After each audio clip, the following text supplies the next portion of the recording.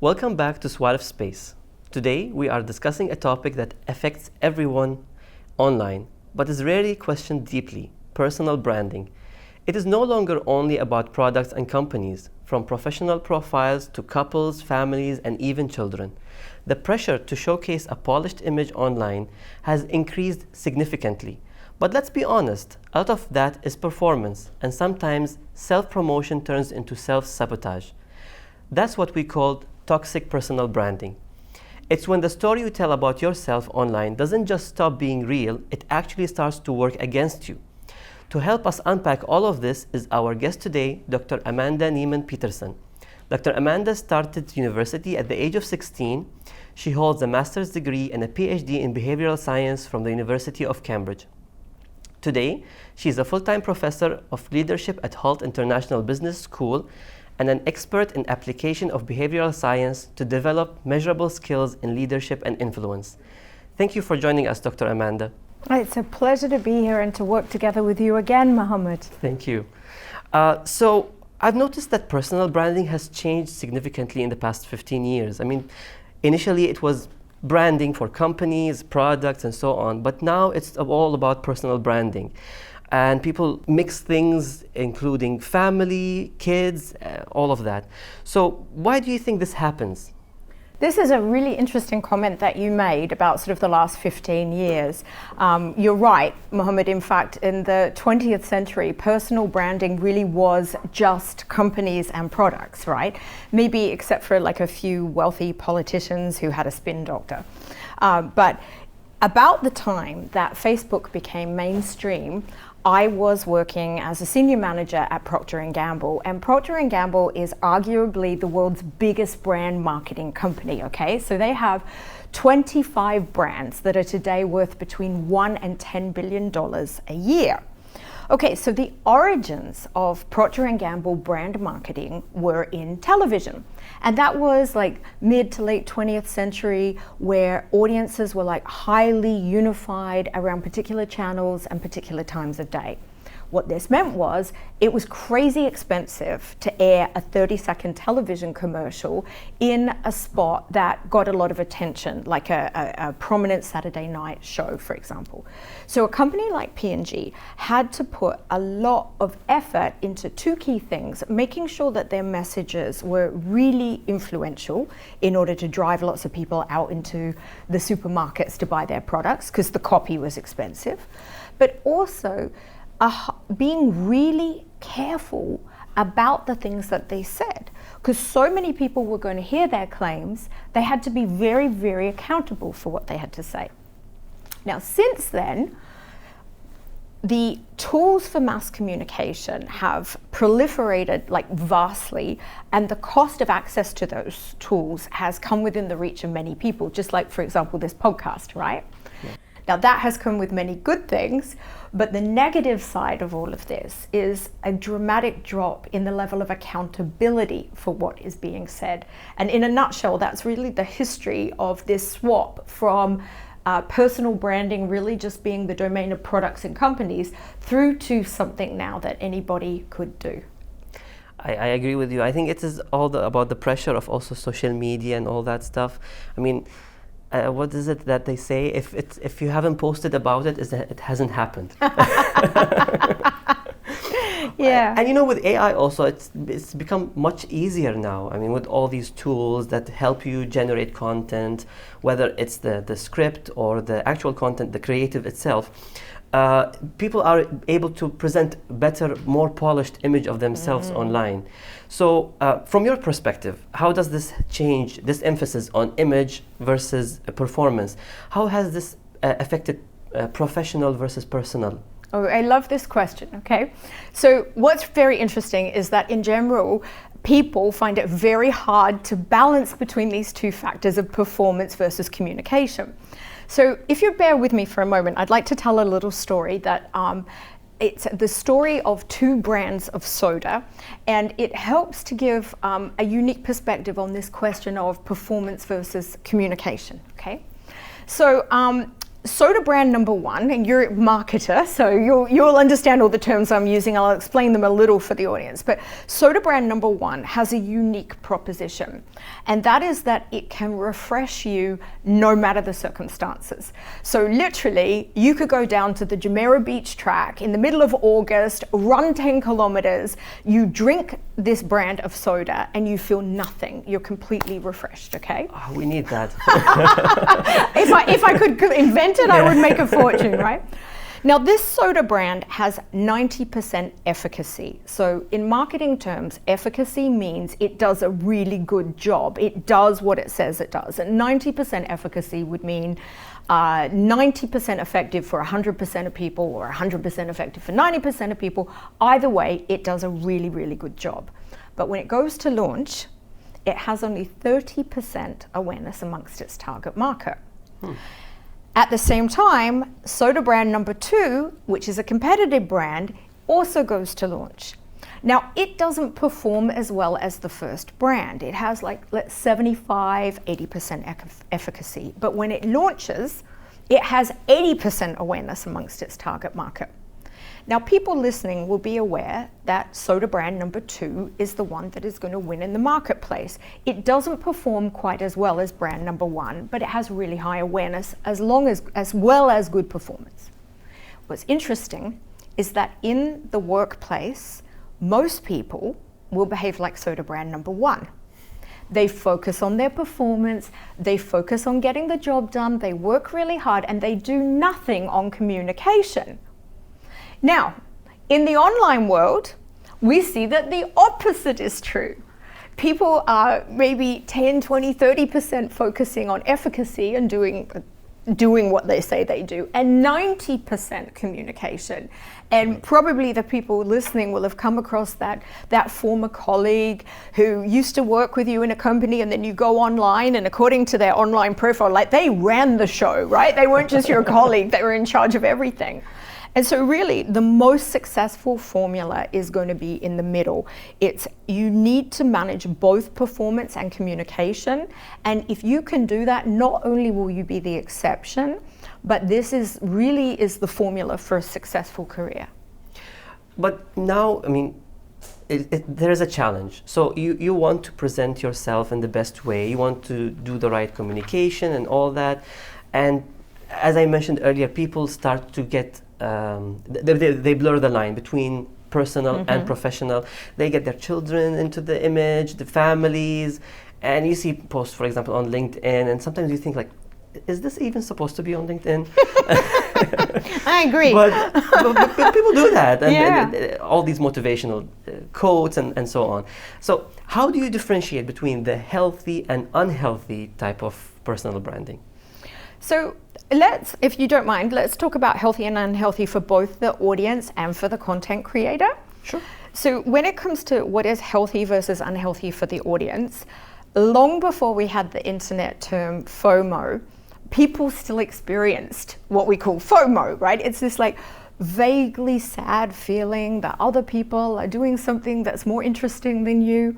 But today, all you've got to do is like open your phone and bam, there's all the proof that it's true, right? Other people are more successful than you, better looking than you, wealthier than you, doing more fun things than you. And so one of my key messages, I guess, for everybody who's listening is that when you have that feeling, what I want you to remember is that there's a very low bar for accountability in what people are saying and showing. And when that bar is low, it is very natural for people to gravitate towards a very curated image, because it's not just people posting online. All of us engage in impression management. Impression management is a very common behavior. For the behavioral science definition, it means when we modify what we might say to improve outcomes for ourselves. So if you think about how you might change the story about what you did on the weekend when you're talking to your parents versus your best friend versus your manager. So we all engage in impression management.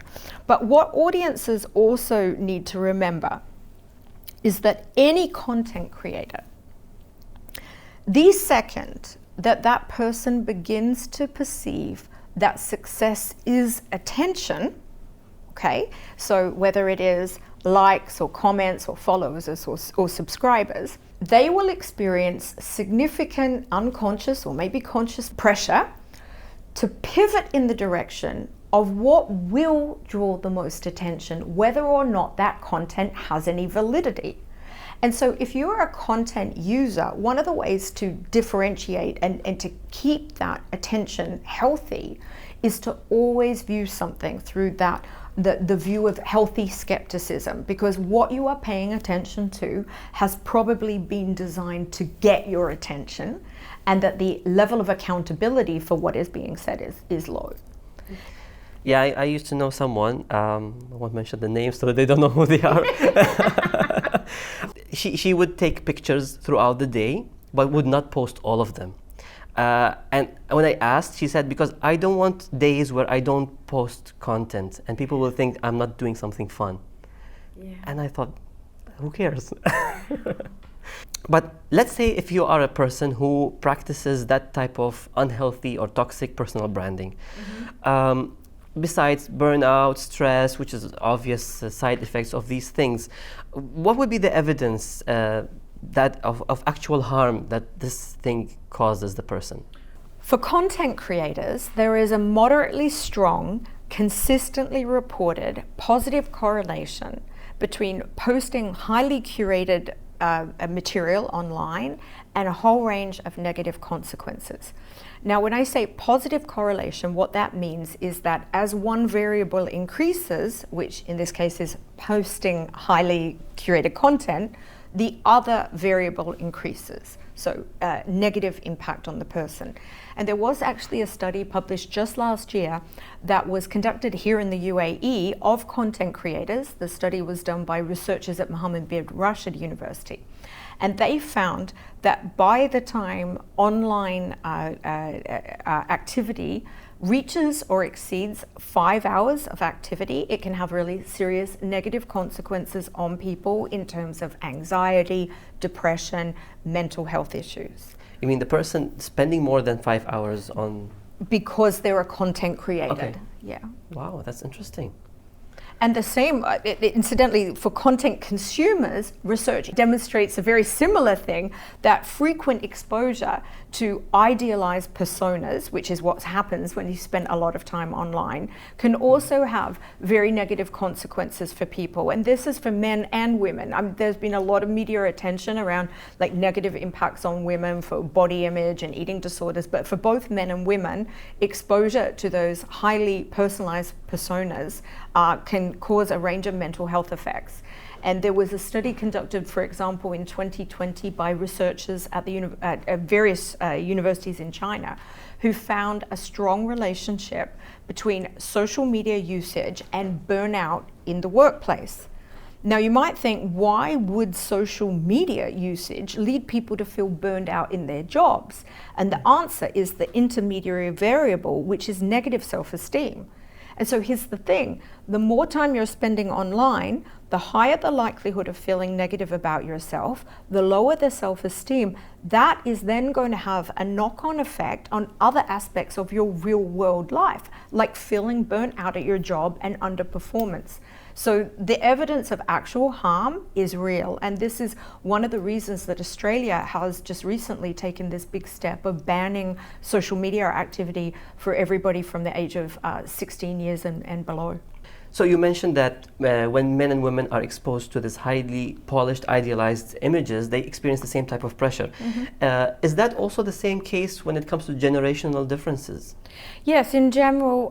In fact, these studies have covered a whole wide range of different contexts and different types of people.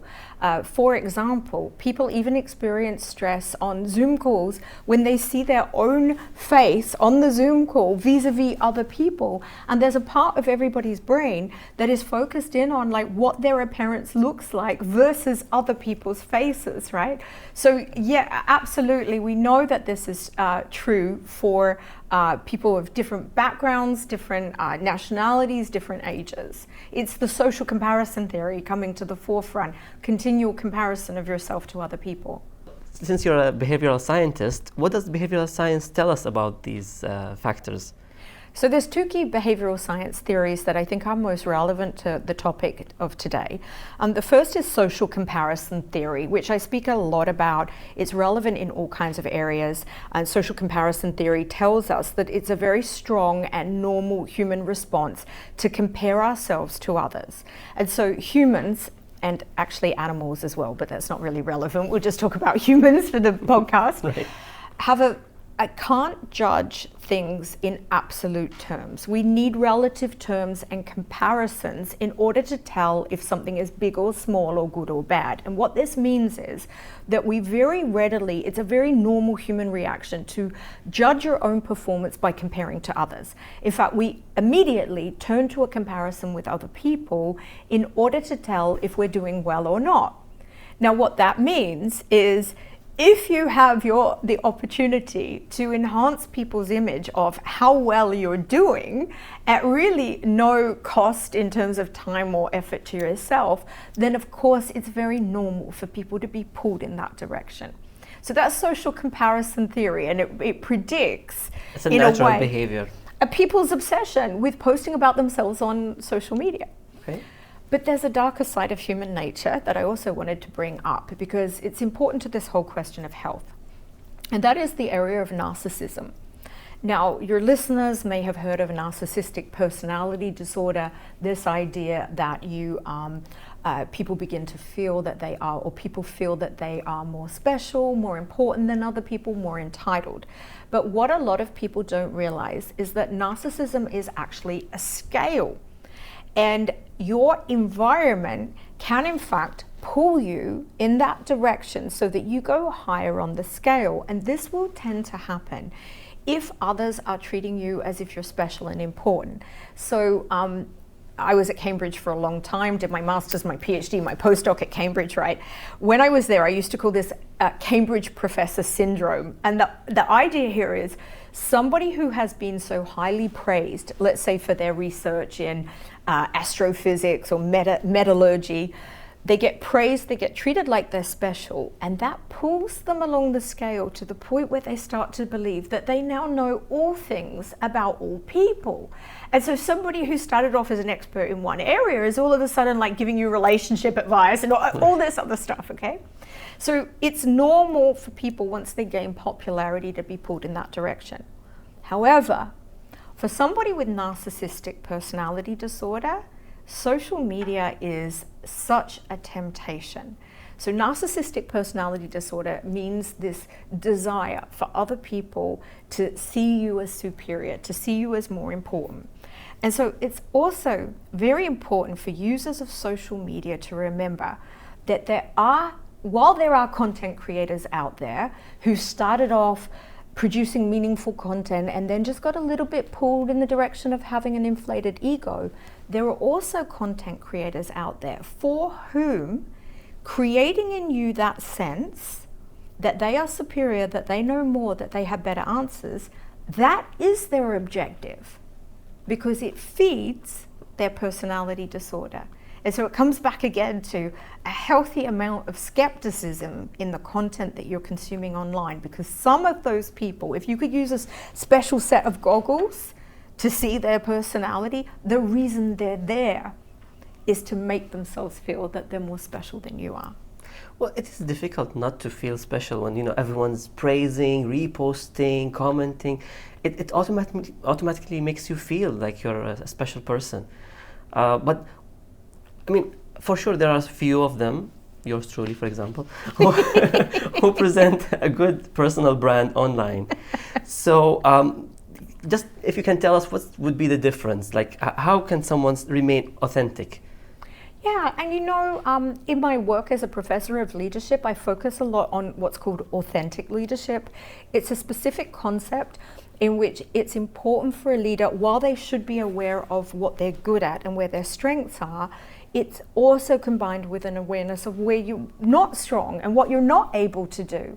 And a strong, authentic leader is somebody who knows those boundaries. So I would say the same is true for creating a healthy personal brand. It's maintaining that awareness of where is your area of expertise or your competency or your real strength, and where does it end? And it's that consistent work to keep an awareness of where you have something to offer and where you do not. Because as you become more popular, you will get pulled in the direction of that sense of believing, oh, well, maybe I do, I should know about these things and these things and these things as well. And that's going to be important for you to look out for, Mohammed, as you hit the stratosphere in terms of the popularity of this podcast, hits like right? 10 million followers. Exactly. Because, I agree with you. Sometimes they would say X celebrity is a bad influence, or she's not presenting, or he's not presenting the right image to the younger generation. Well, that person is, for example, is an actor or a singer. Yes. They're not a role model. Yes. So don't combine all of this together. But is there any specific strategy that you need to follow if you are going to be presenting personal brand online? I guess there's 3 specific strategies that I'd recommend. One is strong awareness of what we've talked about. The fact that the more popular you become and the more attention you get, the more you will experience pressure to say things that are popular and will get attention, whether or not they have any validity. So keeping focused on the original message.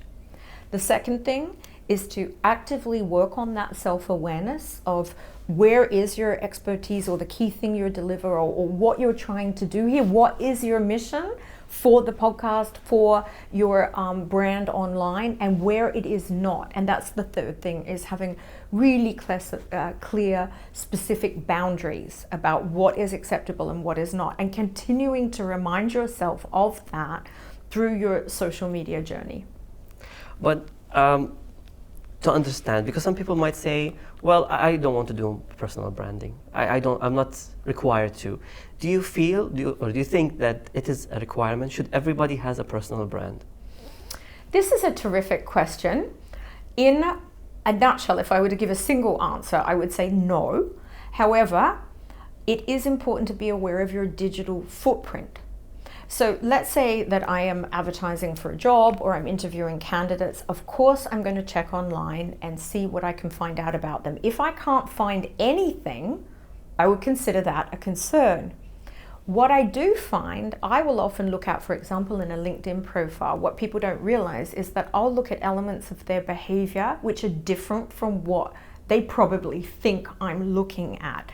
So having some awareness of your digital footprint is important. What is online about you? If there isn't anything, there probably should be something, but that doesn't mean that you have to be actively working on a personal brand per se.